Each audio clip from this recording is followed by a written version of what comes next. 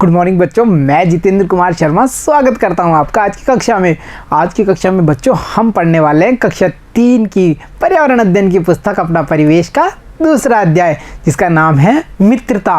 मित्रता बच्चों दोस्ती। आपके भी होंगे ना काफ़ी सारे दोस्त हमारे परिवारजन नहीं होते, हमारे रिश्तेदार नहीं होते, पर परिवार के सदस्य और रिश्तेदारों से कम भी नहीं होते। मुसीबत में दोस्त हमारी काफ़ी मदद करते हैं।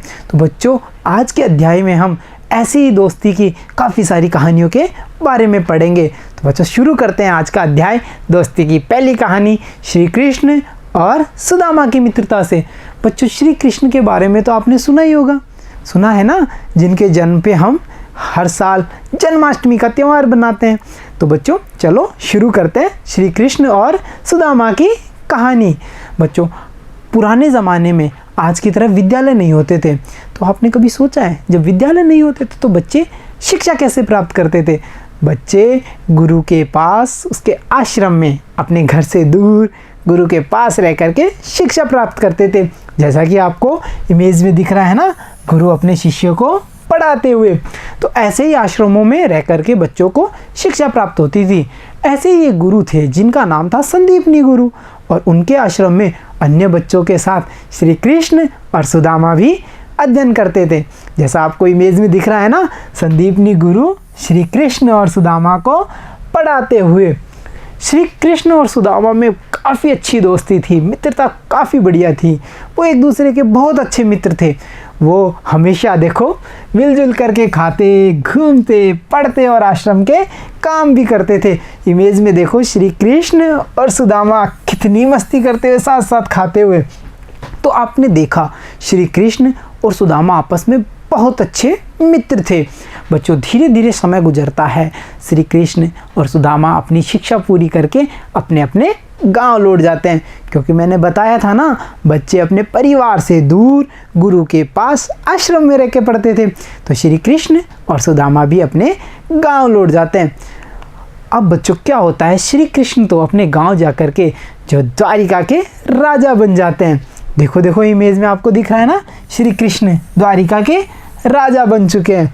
दिख रहा है ना सबको, श्री कृष्ण राजा बन चुके हैं। अब चलो बच्चों, अब हम पता करते हैं सुदामा जी के क्या हाल है, सुदामा जी की कैसी स्थिति है। बच्चों सुदामा अपने गांव में साधारण जीवन बिता रहे थे, बिल्कुल साधारण रह रहे थे। उनकी आर्थिक स्थिति भी ठीक नहीं थी, उनके पास पैसे नहीं थे, वो गरीबी में जी रहे थे, और सबसे बड़ी बात, बड़ी मुश्किल से उनका गुजारा हो पाता था। वो बिल्कुल गरीबी में थे, उन्हें सुबह खाना मिल गया तो शाम को नहीं मिलता था। इस प्रकार सुदामा का जीवन बड़ा कठिनाई से भरा हुआ था। एक दिन सुदामा की पत्नी सुदामा से कहती है, आपके मित्र तो श्री कृष्ण हैं जो कि द्वारिका के राजा हैं, तो आप उनसे मिलते क्यों नहीं, उनसे सहायता क्यों नहीं लेते? तो सुदामा जी जब पत्नी की ये बातें सुनते हैं तो चल पड़ते हैं द्वारिका नगरी। बच्चों पहले के ज़माने में आज की तरह साधन नहीं थे, ना रेलगाड़ियाँ थी, ना बस थी, ना कार थी। तो सुदामा जी कई दिनों की यात्रा करते हैं, पैदल चलते हैं, कभी बैलगाड़ी पे चलते हैं। ऐसा करते करते करते सुदामा पहुंचते हैं द्वारिका नगरी। देखो इमेज में आपको दिख रहा है ना, सुदामा जी पहुंच चुके हैं द्वारिका नगरी में। और कृष्ण भगवान के महल के बाहर जैसे ही सुदामा जी पहुंचते हैं तो महल के द्वार पे खड़ा द्वारपाल उन्हें रोक लेता है, और वो द्वारपाल से कहते हैं, भाई मुझे अंदर जाने दो, मैं श्री कृष्ण का मित्र सुदामा हूँ। बच्चों आपने सोचा द्वारपाल कौन होता है?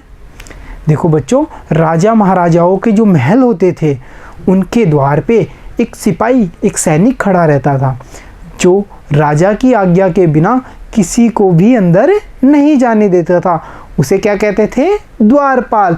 तो ऐसे ही द्वारपाल सुदामा जी को रोक लेते हैं, और सुदामा जी उनसे कहते हैं, भाई मुझे अंदर जाने दो, मैं श्री कृष्ण का मित्र हूँ। द्वारपाल को बड़ा अचंभा होता है, वो देखता है श्री कृष्ण इतने बड़े राजा और ये गरीब इंसान श्री कृष्ण का मित्र कैसे हो सकता है? परंतु वो अंदर जाता है और श्री कृष्ण से महल में जाके क्या कहता है कि श्री कृष्ण दरवाजे पे कोई सुदामा आपसे मिलने आया है। सुदामा का नाम सुनते ही श्री कृष्ण दौड़ते आते हैं। देखो यहाँ इमेज में आप देख पा रहे हैं ना, श्री कृष्ण कैसे दौड़ते हुए आ रहे हैं, और जाकर के सुदामा को अपने गले लगा लेते हैं। जैसा हम यहाँ देख पा रहे हैं, श्री कृष्ण और सुदामा गले लगते हुए। गले लगा करके श्री कृष्ण सुदामा को बड़े सम्मान के साथ अंदर महल में लाते हैं और अपने सिंहासन पे बिठाते हैं। बच्चों, सिंहासन क्या होता है? देखो, सिंहासन वो स्थान जहाँ पे राजा बैठते हैं। राजा अपने सिंहासन पे सुदामा को बैठाते हैं और उसकी खूब सारी सेवा करते हैं, काफ़ी सत्कार करते हैं, उसको अच्छा उसका काफ़ी मदद करते हैं। तो देखा बच्चों, आपने एक अच्छे मित्र की तरह, एक सच्चे मित्र की तरह श्री कृष्ण ने अपने मित्र सुदामा की स्थिति को जान लिया और उसकी मदद की। तो आज के इस अध्याय से बच्चों हमने क्या क्या सीखा है, चलो पता करते हैं हमने क्या सीखा। देखो, हमने सीखा दुख सुख में मित्र की सहायता करनी चाहिए। जैसा हमने स्टोरी में देखा, श्री कृष्ण अपने दुखी मित्र सुदामा की सहायता करते हैं, वैसे ही हमें भी अपने मित्रों की हमेशा सहायता करनी चाहिए। मित्रों को पारस्परिक सहयोग से रहना चाहिए। मित्रों को हमेशा मिलजुल कर प्रेम से रहना चाहिए, कभी भी आपस में झगड़ा नहीं करना चाहिए। और हमने सीखा, मित्रता में अमीर गरीब का भेदभाव नहीं होना चाहिए। जैसा हमने देखा, श्री कृष्ण इतने बड़े राजा होते हुए भी अपने गरीब मित्र सुदामा से मित्रता निभाते हैं और उसकी मदद करते हैं। तो देखा बच्चों आपने, मित्रता कितनी अच्छी चीज़ है। मित्र हमेशा सहयोग से रहते हैं। तो बच्चों, आज के इस अध्याय में इतना ही। तो बच्चों, मिलता हूँ आपसे अगली कक्षा में, जिसमें हम ऐसी ही एक मित्रता की कहानी कावेरी की बेचैनी को जानेंगे। तो बच्चों, तब तक के लिए धन्यवाद बच्चों।